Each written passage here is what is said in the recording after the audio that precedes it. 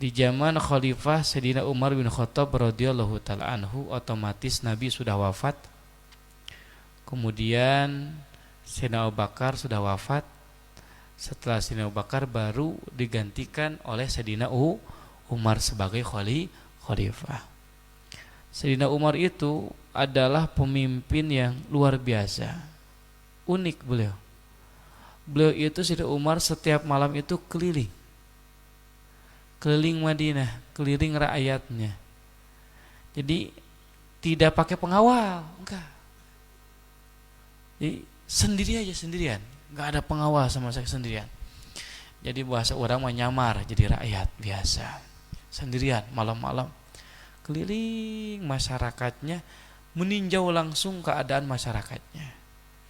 Jadi pengen tahu, siapa tahu di malam ini gitu kan ada yang belum tidur atau menangis, dan ternyata belum tidur dan menangisnya karena kelaparan. Sayyidina Umar gak mau. Kenapa? Karena Sayyidina Umar tahu ketika menjabat sebagai pemimpin, kalau ada satu rakyatnya kelaparan, ingat itu akan menjadi pertanggungjawaban kelak di hadapan Allah. Ketika kita jadi pemimpin, terus ada rakyat kita lapar, apalagi sampai ceritanya mati karena lapar, wah itu jadi pertanggungjawaban yang sangat berat di hadapan Allah. Bisa-bisanya di sana jadi pemimpin, kemudian rakyatnya mati karena kelaparan, kemanakan gitu kan? Sekarang bagaimana mengemban amanatnya? Di mana harta-harta gitu kan yang udah terkumpul di masa jabatannya, namun ternyata ini harta tidak sampai kepada rakyatnya. Wah, jadi pertanggungjawaban yang berat kelak yaumul qiyamah. Makanya Sayyidina Umar bin Khattab tidak mau. Di waktu malam beliau ingin melihat langsung, meninjau langsung masyarakatnya. Termasuk Sayyidina Umar bin Khattab itu bukan hanya dari sisi itu saja. Takutnya kan namanya anak muda, takutnya ada malam hari itu nongkrongnya itu bukan agenda positif namun negatif. Seperti nongkrongnya posisinya minum arak gitu kan. Sayyidina Umar bin Khattab ingin meninjau langsung, melihat langsung bagaimana keadaan masyarakatnya. Sampai suatu ketika Sayyidina Umar bin Khattab ketika keluar di malam hari ingin melihat secara langsung keadaan rakyatnya, tiba-tiba terdengar pertengkaran di dalam rumah. Sayyidina Umar bin Khattab ketika lewat di salah satu rumah, kedengaran sedang bertengkar, akhirnya berhenti dulu. Ini kenapa kok bertengkar? Ternyata pertengkaran itu perempuan dengan perempuan. Dan ternyata yang bertengkarnya adalah ibu dengan anaknya, dengan putrinya. Sayyidina Umar bin Khattab mendengarkan pertengkarannya, ini apa ini gitu loh. Ini bahaya atau gimana takutnya. Ternyata ketika didengar-dengar oleh Sayyidina Umar bin Khattab, ada seorang perempuan dan itu adalah putrinya, berkata kepada ibunya, "Wahai ibuku, kenapa kok ibu ini berani mencampur susu dengan air putih biasa? Kan ini gak boleh, namanya menipu." Nah, ini ibunya ini adalah seorang penjual susu. Namun agar memungkinkan untungnya banyak, susunya dicampur pakai air. Entar dijual bilangnya susu murni, padahal campur kan. Nah, ini hati-hati, gak boleh gitu kan. Seperti bukan hanya susu, seperti madu gitu kan. Madu asli padahal tak boleh atau campur-campur jujur gitu kan. Oke, jeung kudu nipu sagala da batur ge apal manu campuran manu asli.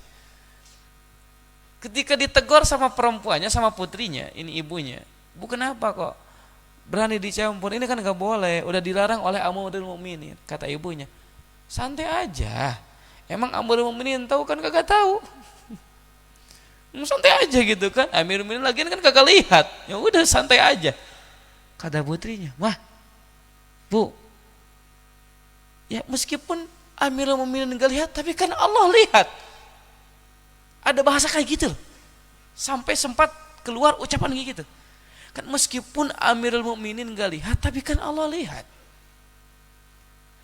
Ini bahasa-bahasa yang menggambarkan seseorang tersebut betul-betul mempunyai makom muraqabah, merasa dirinya dipandang oleh Allah. Oke, Amirul Mukminin tidak melihat, tapi kan Allah melihat. Bagaimana respon Sayyidina Umar bin Khattab ketika mendengar ucapan ini perempuan? Langsung beliau ketika itu ditandain itu rumah.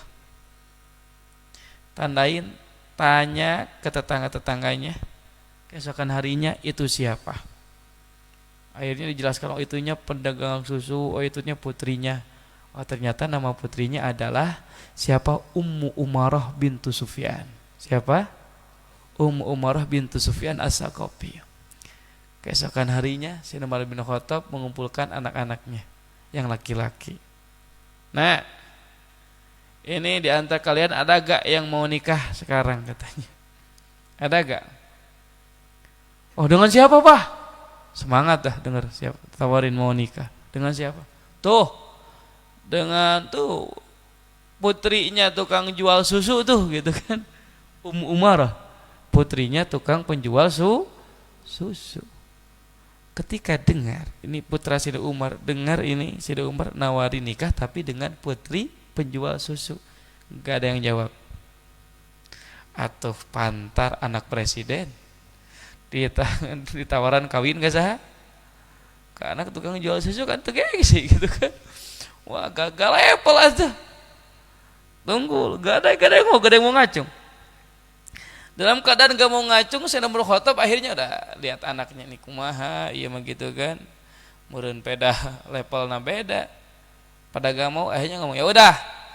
Kalau kalian gak ada yang mau, geus ku bapak dikawin.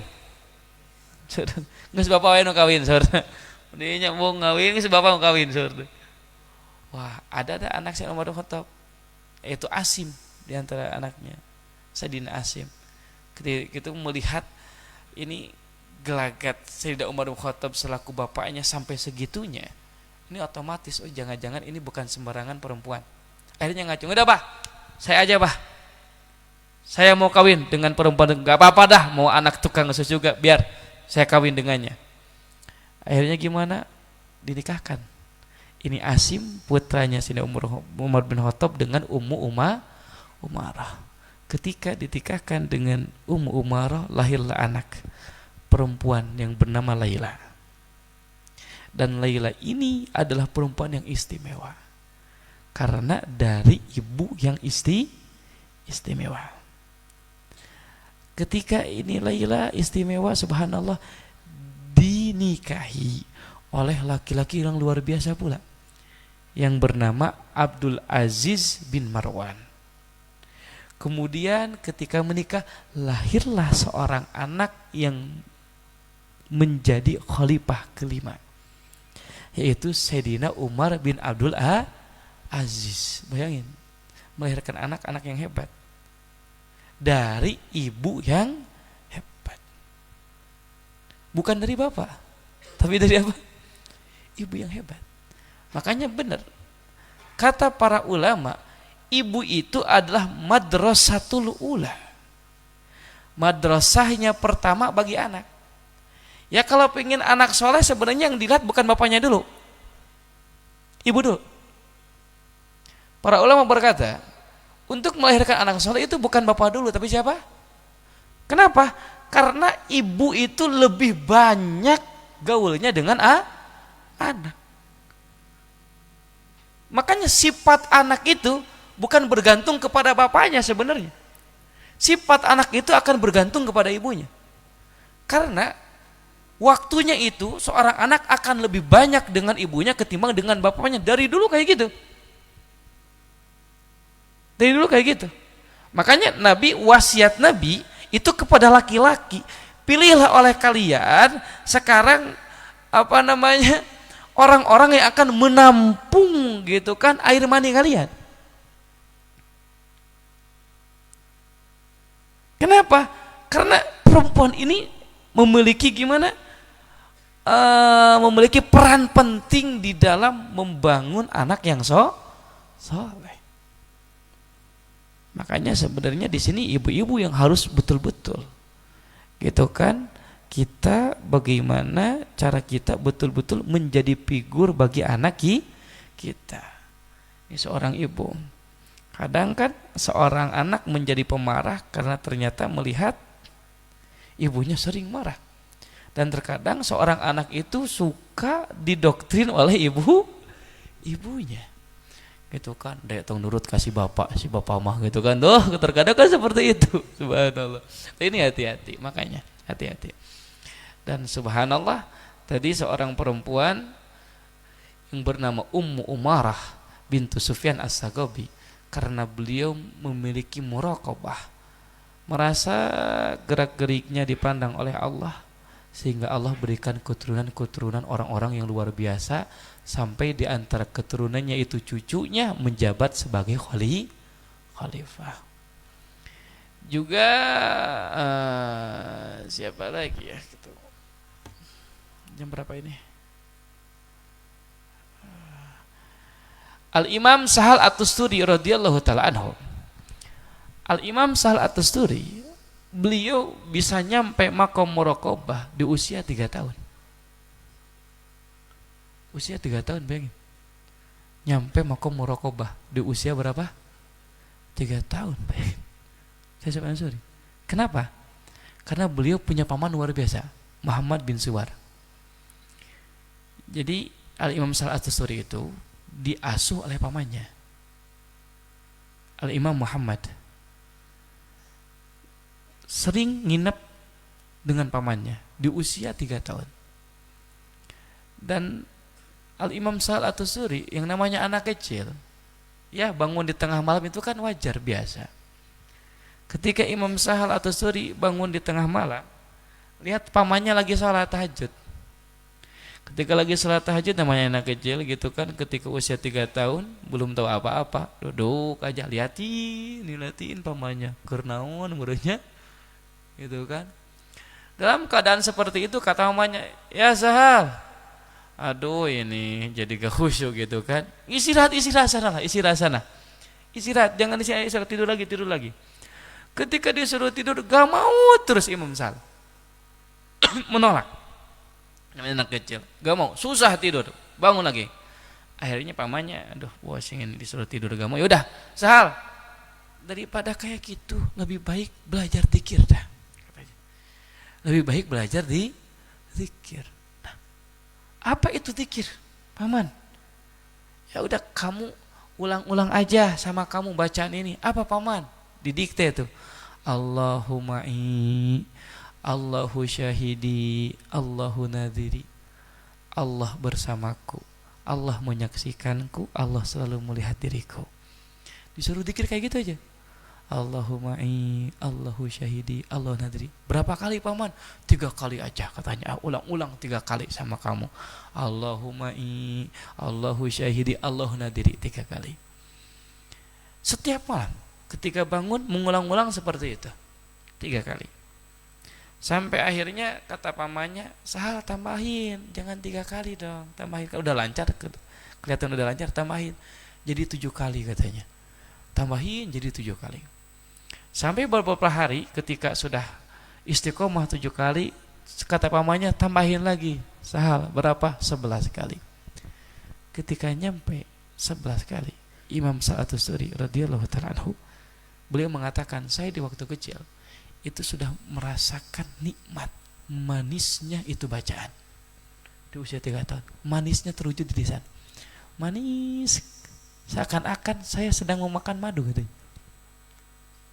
Sampai-sampai ketika sedang zikir kayak gitu, terkadang beliau melihat ada cahaya masuk ke dalam ruangan, keliling di atasnya ketika beliau sedang membaca tersebut. Di usia berapa tahun? 3 tahun, pengen. Kemudian pamannya ngomong ke Imam Sahal. Imam Sahal bisa dikatakan, ya Sahal, siapa orang yang merasa Allah melihatnya, dia tidak akan mungkin bermaksiat kepadanya. Orang yang merasa Allah melihat keadaannya, tidak mungkin itu orang berani bermaksiat kepada Allah. Di usia berapa tahun? 3 tahun. Itu Imam Sahal luar biasa. Di usia 3 tahun seperti itu. Zikirnya apa? Allahu Ma'i Allahu syahidi, Allah nadiri.